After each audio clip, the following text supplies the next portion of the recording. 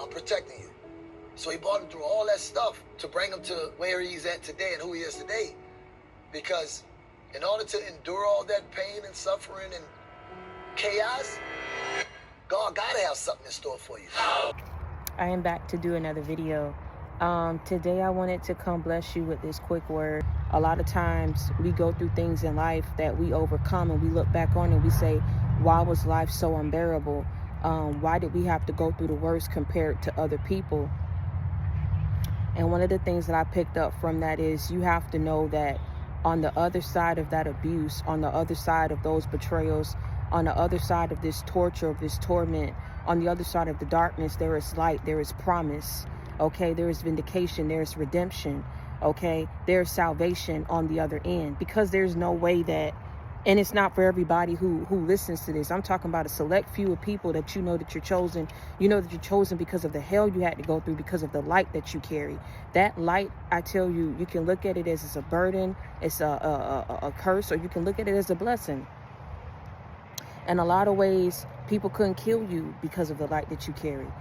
People couldn't emulate you because of the light that you carry. In a lot of ways, you got a lot of hate, a lot of people going against you. There was something that, like I said, I saw, and I had this dream that I was on this train and I was the conductor. The conductor is the person that leads the train. I just know I was at the front of that train. I was driving that train. So in my, what I took from that was that ownership, you know, that was my train, right? And so what was happening was I was at the front of that train and there was a lot of cargo that I was carrying. The cargo took up half of the train, and this was a big train. The cargo took up half of the train. The other half of it, God told me it's up to you who you accept on this train, who you put on this train. The journey is going to be long, so there's going to be several stations that we stopped through. There was several stations that we stopped, and you know what I saw was heartbreaking, because what I saw was there were people who were in the front who got their ticket. They were in the front. These were people who were waiting for me to make my stop. These were people that I admired. These were people that I loved, that knew that they had a position. They knew that I was coming. They was in the front. These people were waiting for me to get on the train.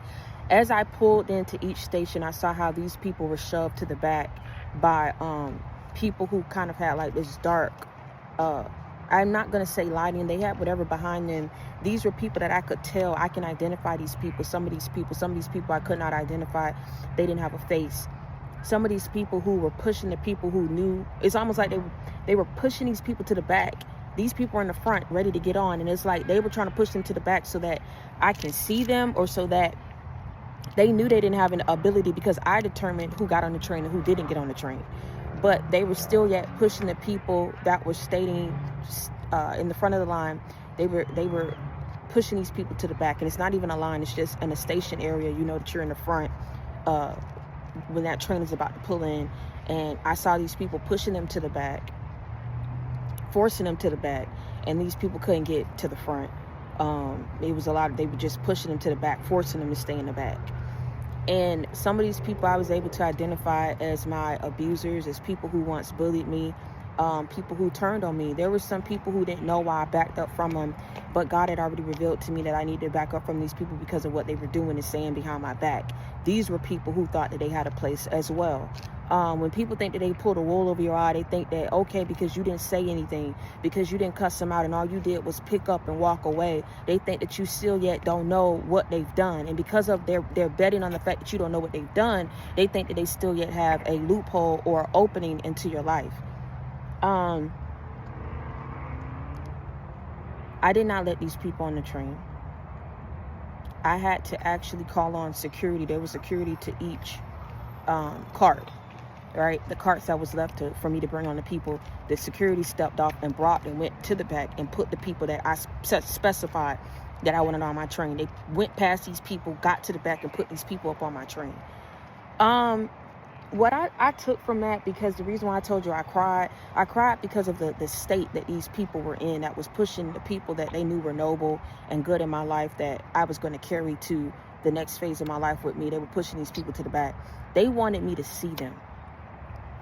God says they want you to see them. They want you to see them in the predicament, in the state that they're in, the condition that they're in. And the reason why they want you to see them is because they want mercy. But they're not changed. These people are looking the way that they're looking because that's what they preyed on. That's what they worked so hard and so relentlessly to see you and have you out like that. And I keep telling people, when you just don't have a reason for why you're doing something, whatever is in you, you need to go pray about it, because it's spiritual. And one of the things that I noticed, and it was like, I thought back on, I can't remember exactly what I was watching. I was watching a biblical movie, and in this movie, you saw this innocent person that was standing in the middle that was being condemned. I forgot the name of the movie. I have to go pull it up and tell y'all about it. I'll either post it on the community board. But the people who went against this person who was opening up their serpent tongues, you saw all of them had their tongues that was pointed out, that was shaped like long and pointy at the end. And all of the people who opened up their mouths against this person had the same identical tongue, the same shaping, the same everything. And it's almost like these people were warped to think the same, to move the same, to say the same thing about this person. What I say is, when you carry light, that of what is of the darkness will never see you the way that you're supposed to be seen. They will never perceive you or treat you the way that you're supposed to be treated. What they're operating out of is to attack you, to hurt you.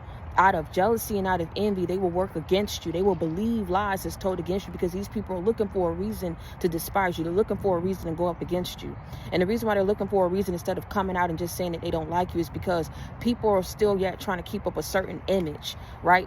Want people to view them a certain way and keep their character intact while destroying yours. For whatever the reason, these people wanted to block everything that was on your path, everything that was meant for you to receive in the way that you're supposed to receive it. They wanted to destroy that. They wanted to block that. They wanted to ruin what you were building. They wanted to ruin what was already built. In order to do that, there are certain things that you have to do that are demonic, that's not called for, that's not Christ-like. In order for you to be able to know what's on this person's path, you have to either be gifted or you have to abuse divination. In order for you to go about blocking this person and rerouting this person's blessings, there's certain things that you have to do. There's certain things you have to call on in order to attack this person. And let me tell you something, only you know exactly what you went through. If these people were cursing you and attacking you to affect your health, and you were supposed to be sickly, affecting your finances, and you were supposed to have no way or no means to take care of yourself. One of the things that God told me was double for your trouble. So the reason why the cargo took up half of the train, and he had me think back to the first train that I was on. That first train had enough cargo. It didn't cover up half of the train. So I took from that as well that God is blessing more than what you prayed for, giving you more than what you asked for, giving you more than what originally you were slated to have, because of everything that you had to go through at the hands of people who wanted to abuse their gifts, so they have to be stripped of them. They wanted to abuse certain tools, spiritual tools and methods to go up against you. They wanted you to give up on life. They wanted you to suffer so bad that you give up and you walk away and you stop doing what you're doing. And I have to wrap. I want to wrap this up because I said it would be a quick word. I just want you to know that now that we've talked about what these people were trying to do and also what God has in store for you, again, I'm going to tell you, and I'm going to reiterate it.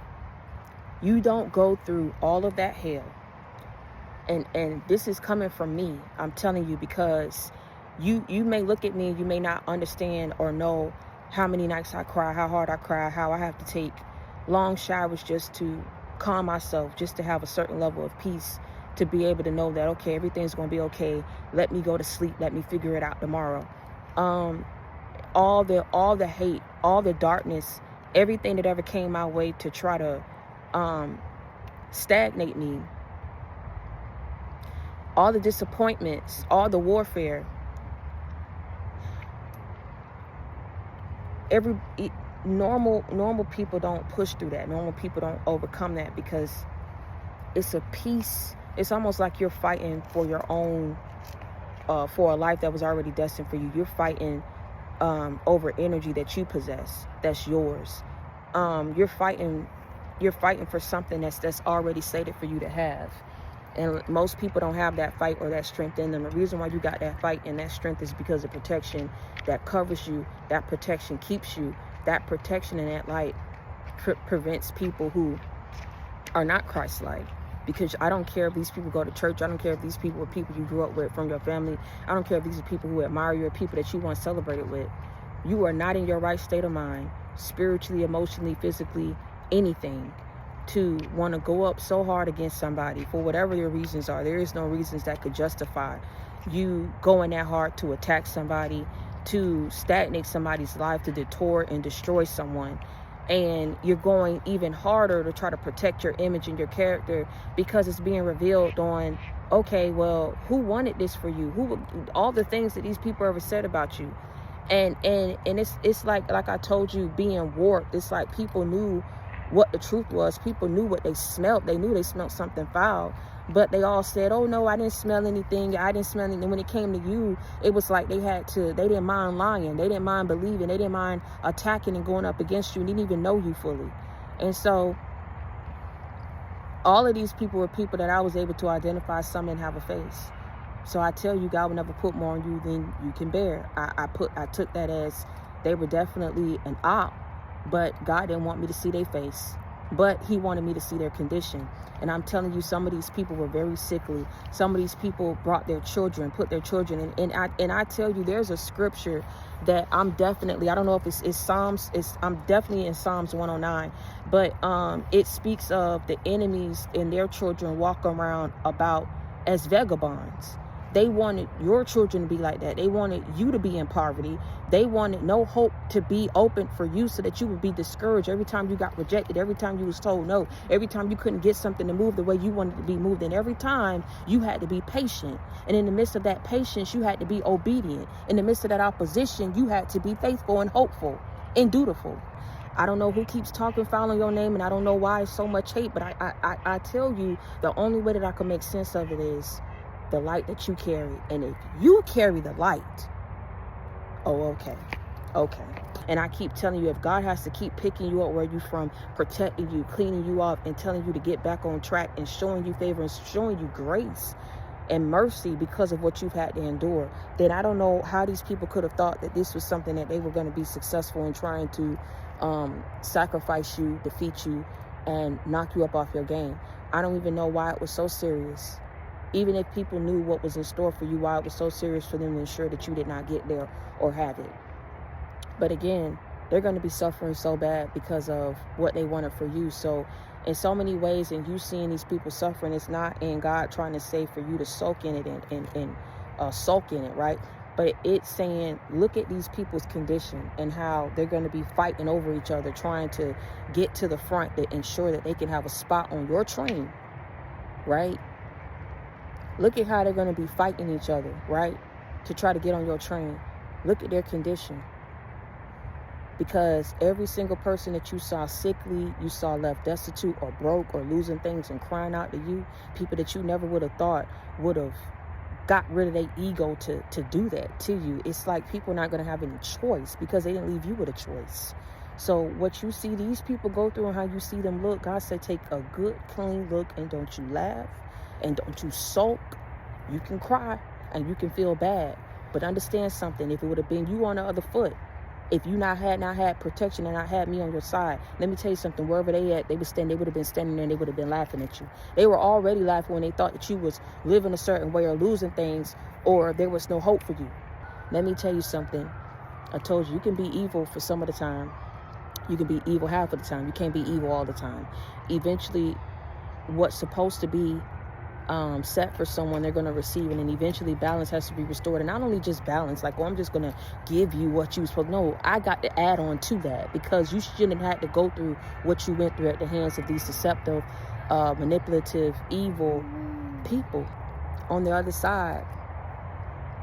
You fight to live another day to get on the other side, because best believe everything was taken into account. Everything that these people did, who they sent in, who they paid, everybody that knew the truth, everybody that played you to the left, wanted you to suffer, wanted you to have nothing. And I don't understand, but I'm not going to try to understand anymore. I'm going to release. I'm going to let go. Okay? And I'm going to forgive, but I'm never going to forget.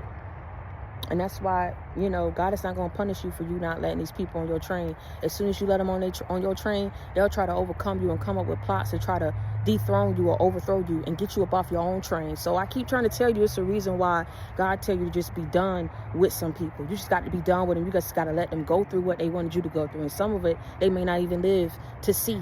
They may not even live through it, because some of these people wish death upon you. I don't know what they did. I don't know if it was through physical doing things to see you dead, spiritually doing. These people did overkill.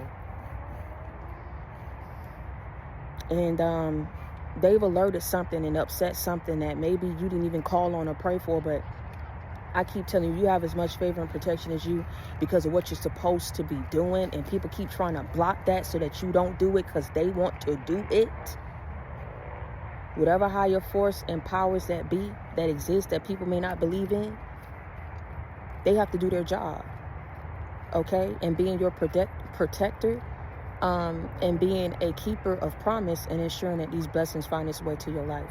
So until next time, y'all stay prayed up and be blessed. Test this word. Go to God about this word. Let me know what you think about it. I hope this word was able to bless you in some type of shape, way, form, or fashion. You already know how I'm coming. I keep it 100. I keep it a boat with you. Continue to reach one, teach one, bring others to the JC game. You already know I'm your sister. I'm your friend. Okay? And until next time, y'all stay prayed up and be blessed. But you floated on top of what other people drowned in. And if you never succeed, you ought to shout because you survived. Yes! You must be willing first to be a survivor before you can be successful. Thank you.